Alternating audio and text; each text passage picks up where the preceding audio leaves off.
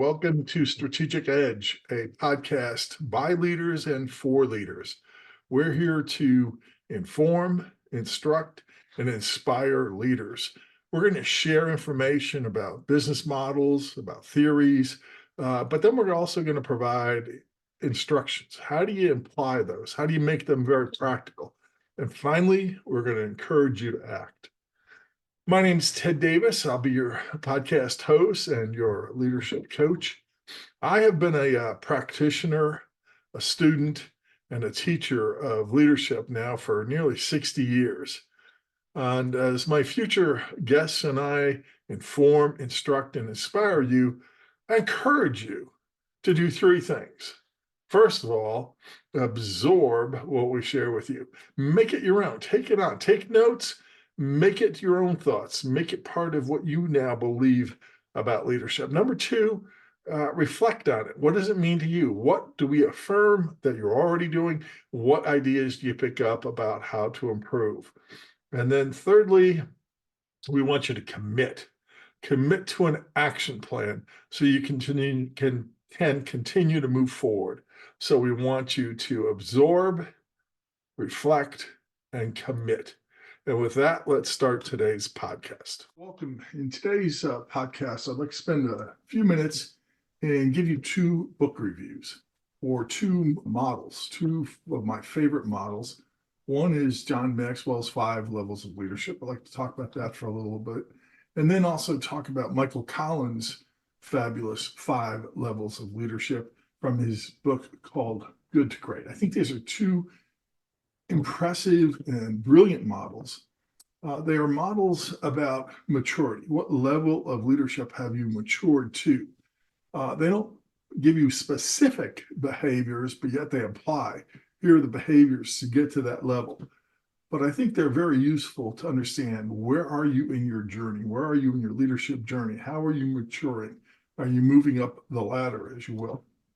And so let me first take a look at John Maxwell's 5 Levels of Leadership. He wrote about this, first of all, in his book called Developing the Leader Within You. And then later he wrote a specific book about the model he calls 5 Levels. So the first level, the entry level, is what he calls position. By the way, Maxwell uses 2 forms of alliteration. All 5 levels start with P, and then in defining each of those 5, he uses an R word. So the first level is position. The organization has anointed you with a title. They've given you a position, and with that is some level of authority that goes with it. And because you have this position, you have a title, you have some modicum of authority, you now have the right for people to follow what you do, because they have to. They have to do, because if they want to stay in the job, there's a protocol that you do what your boss needs to tell you to do. So the first thing you can rely on is your position. I have been given the title, been given the authority by the organization, and I expect you. I have the right to expect you to do what I have to say. The next level, and I think this is a critical jump, is to go from position to permission. People now give you permission to be your leader. Now you have a relationship. So in that permission, you've established a relationship because you have delivered enough value in this relationship that people give you their permission. Now, don't expect that someday somebody who's under your authority will walk up to you and say, "Hey, Ted, you're such a great leader. I just learned so much from you. I just get so much success. I'm going to let you be my leader. I give you my permission." That's not going to happen. Don't expect that conversation. But nonetheless, when you have developed a healthy relationship, and I think that's the difference between rights and relationship, because even at the lower level, when you're working in position because you have the right to expect people to follow you, there is a relationship there. But it may not be a healthy relationship, and it may not be a rewarding relationship for each other. But the next level up, when people give you permission because you've established a healthy relationship, subconsciously, maybe even unknowingly, they have accepted, and now they give you permission to be their leaders. They are now choosing, even if they're not going to express it, even if they don't come up and tell you, they're now giving you permission to be their leader. Well, the third level in Maxwell's model is production. And here it's results. You are delivering results for the organization. If you're in sales, you're getting good sales. If you're in production line is working very well. The organization is thriving. If you're in sports, you got a winning team, but you are getting results. And so people want to follow you because you get things done for the organization. You get things done for them. That certainly strengthens the relationship. It strengthens people's commitment, and you're going to continue to mature as a leader. And as you mature, the fourth level up is people development. Now, you not only have production, you're getting results for the organization, but now individual people are being developed because you're coaching, you're mentoring, your example, you are reproducing. So that's the R that defines people development is reproduction. You're reproducing other leaders. People follow you because of what you do for them, what they're learning, how they're growing, what the greater benefit is to them personally. And then the fifth level of Maxwell's model is called pinnacle. Originally, we developed it, he called it personhood, and then later he changed it and calls it pinnacle. So the pinnacle, the ultimate level is because people respect you. They respect who you are. People follow you because of who you are and what you represent. In other words, your character is so strong. I oftentimes, when I talk about this, the first example that comes to my mind, maybe because I'm an old man, is John Wooden. Many of you may not remember who John Wooden was. He was a basketball coach at UCLA back in the 60s, early 70s, I believe. I think he won there at UCLA, won like 10 NCAA championships. Just a marvelous coach. Unbelievable character. Coach K, more recently, would be the kind of example. But because of their consistency, because of not just simply that they had winning teams, which they did, but also they produced winners because of the strength of who they were. It is their character. Consistently, they were men and now obviously women as well in sports and in business and so forth. So when they're men and women of great character and of great fortitude, they overcome obstacles. They continue to find ways of producing something great for the organization, make a contribution to society. They reach that place of, we put them on a shelf almost. They are absolutely at the pinnacle of leadership. So those are the 5 levels, but I want to go back down to the first 2 levels because I think it's something very important. Now, there's something in the artwork, and my podcast manager will have these graphs posted on the screen. And as you look at them, you see there's 5 levels. He represents them kind of as a stair step up. And I didn't catch it the first time I looked at his art. The only way I knew this was listening to Maxwell one day. And I got to sit in on one of his presentations and he was talking about this model. And he talked about the level below is your safety net. That's an incredible idea, is that the level below is your safety net. So if you get up, for example, in the 3rd level production, we're producing, we're getting results, but every organization is going to go through some struggles. And so maybe we're not as successful getting the sales or getting the awards, whatever it is. We're going through a dry season. But what have people already done? They've already given you their permission. You already have a healthy relationship. And it was probably from that relationship that you all were doing something. You were winners. You were producing. You're going through a dry season, but they still have given you permission. That's the fallback position, if you will. If you look at the lowest level, the entry level position, there is no safety net. There is no safety net. And the extreme case that I often use to illustrate that is that, unfortunately, back in the Vietnam War era, very troubling period of American history, and one of the sad parts of that drama was the fact that when we had very poor leadership, American troops were killing their own leaders using fragmentation grenades. So the term became fragging. So some young lieutenant was trying to have a lot of vim and vigor and challenge and so forth.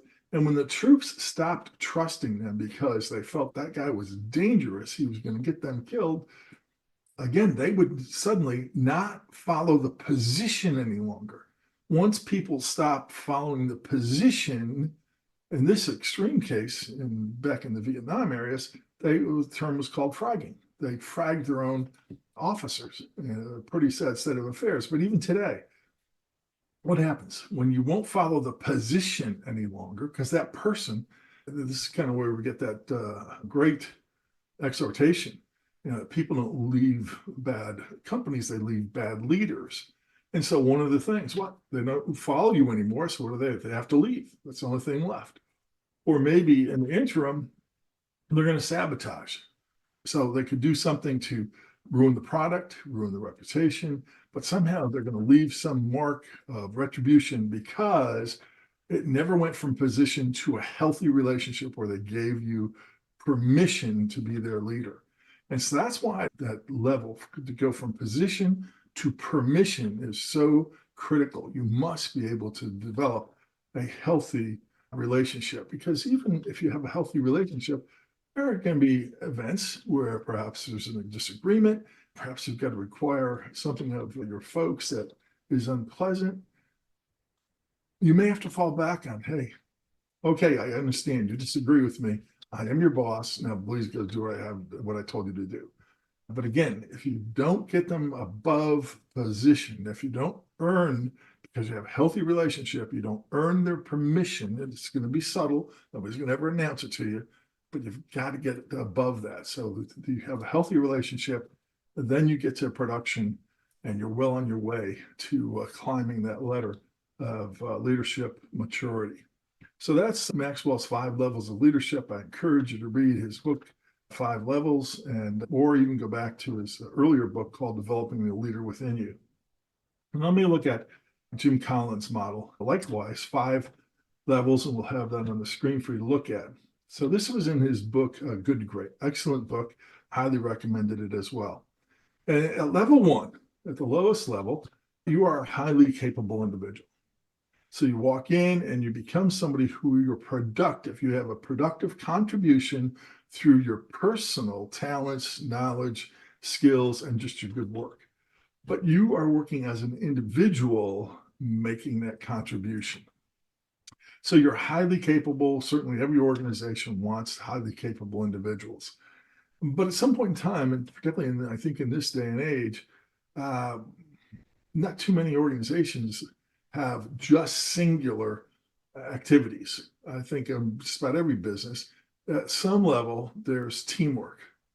And that's the second level. You're contributing team member. So you go from highly capable individual to a contributing team member. And at this level, you contribute your individual capabilities to help the group to achieve its objectives, and you work effectively to make it a coherent group.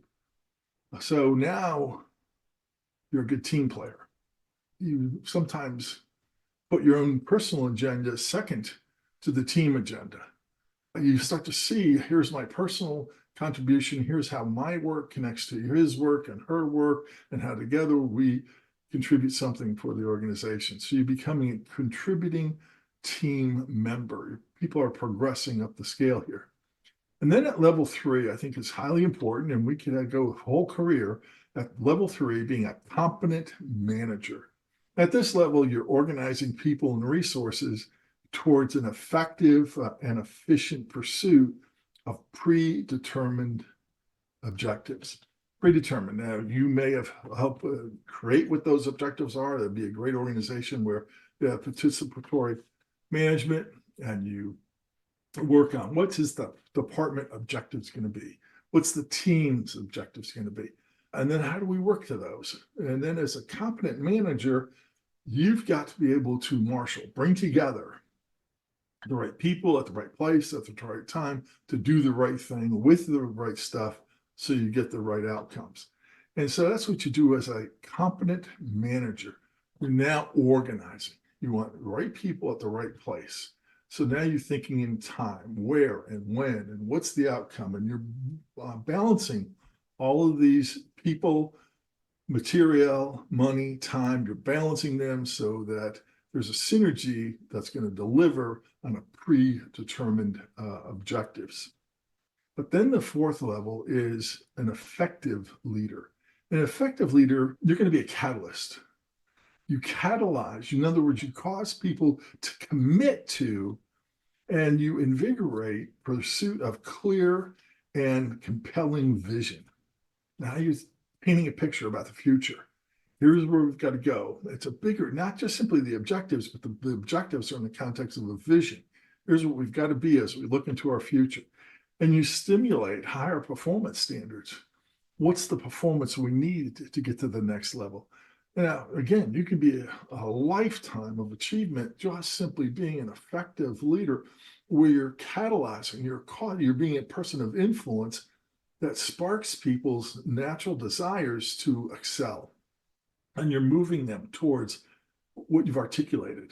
It's a clear vision for your team, for your department, or for your company, but you're causing people to come together and pursue that collectively. And then you stimulate the higher performance because you set great performance goals that stretch people. They don't break them. It stretches them to do great and wonderful things. So the fourth level of Collins' great model is effective leader. And I encourage you to read the book and learn more about it. But then the high point of his, which I think is another brilliant model, is level 5 executive. This one absolutely fascinates me because what he says is, Jim Collins says, is that a level 5 executive, notice what he says here, builds enduring greatness. Enduring greatness. It's gonna go on. You have some sort of greatness that propels. And it's through what? A paradoxical blend of personal humility and professional will. I love that. A paradoxical blend of humility and professional will. And because you have that, you're going to take the organization beyond just simply being what an effective leader does. You're going to establish enduring greatness. Here, I live in the greater Kansas City area, and here we have a couple of local icons that I think exemplify that. The first was Ewan Kaufman. He was the founder of Marion Laboratories, eventually became Maryland, another great pharmaceuticals company. But eventually, he would found the Kaufman Foundation. Great legacy, right? Because he had this blend. He had a reputation of being both humble, strong-willed. He shared his great fortune and so forth. He was on the committee that got the Kansas City Royals founded here back in the late 80s, early 80s, I believe.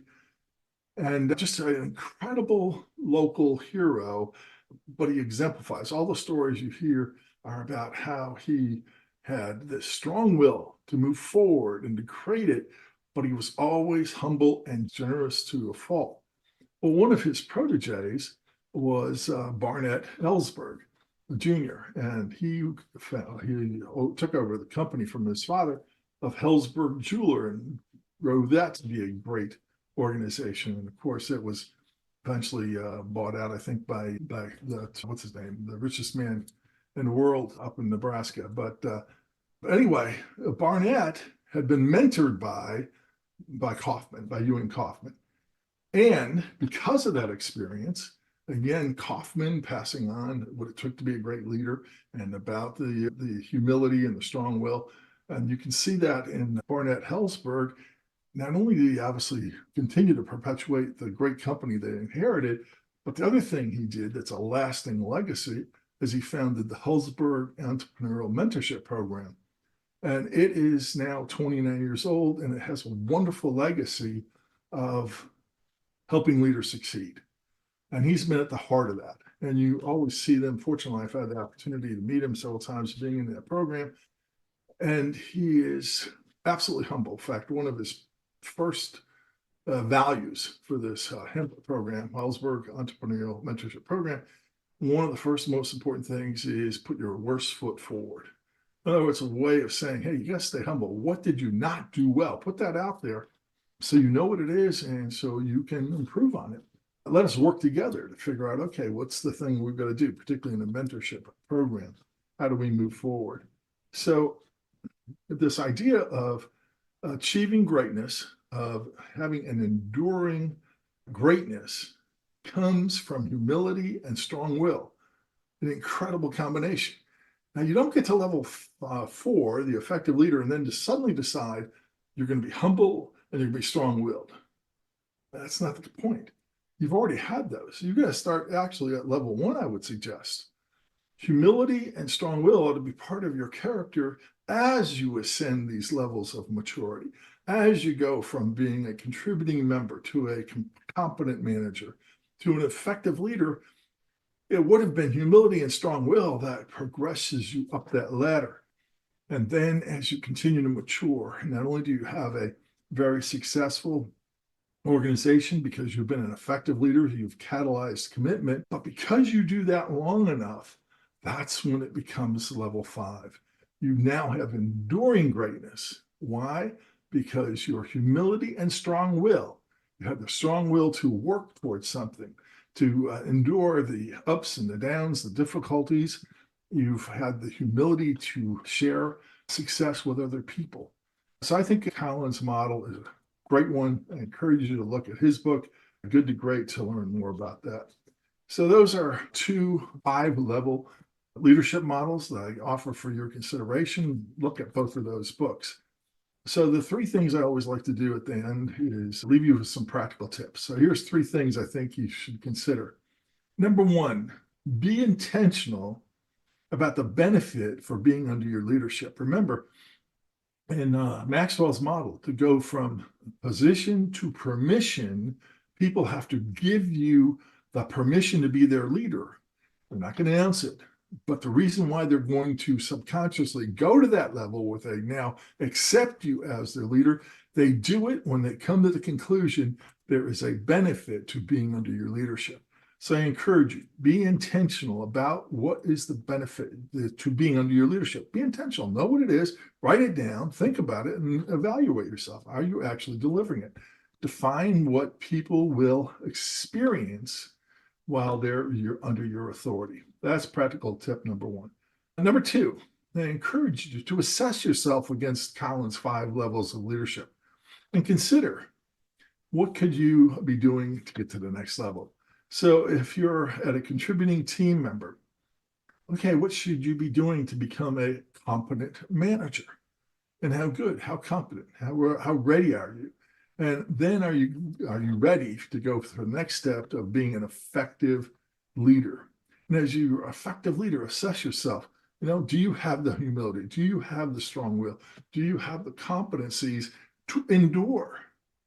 Are you going to create something that's enduring? So that endurance, that legacy of enduring greatness is going to cause you to be a level 5 leader. So assess how well you're blending humility and strong will. It goes both of them. And I love the word, again, Colin's used, the paradoxical blend. And the third thing I'd recommend for you today is that you find a mentor, a coach, or an accountability partner with whom you can have candid, confidential conversations. Both of these models talk about a maturity as a leader. You're going to progress. You're going to move up a ladder, if you will, in both cases. But that only comes when you're able to reflect, which is what we encourage you to do here, absorb the information, reflect on what it means to you, and then commit to an action plan. And I think one of the things that can help you in that is if you have a mentor, a coach, or an accountability partner with whom you can have candid, confidential conversations so that you can reflect on what's working, what's not working. You get good sound advice from a mentor, a coach, or a good accountability partner. So those are the 3 things I'd like to share with you today. Thank you so much for joining me, and we'll see you in the next episode. Now I've got 3 ideas of what to share from today's podcast. So again, what I'd like for you to be able to do is take those ideas, make them your own, reflect on them. What do they mean to you?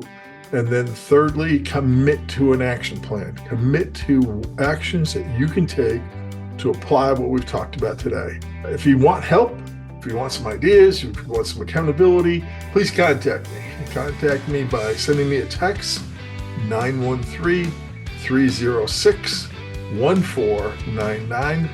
Put podcast follow-up in the text message, and I'll get back to you within 24 hours. Thank you so much for listening today, and I'll see you on our next broadcast.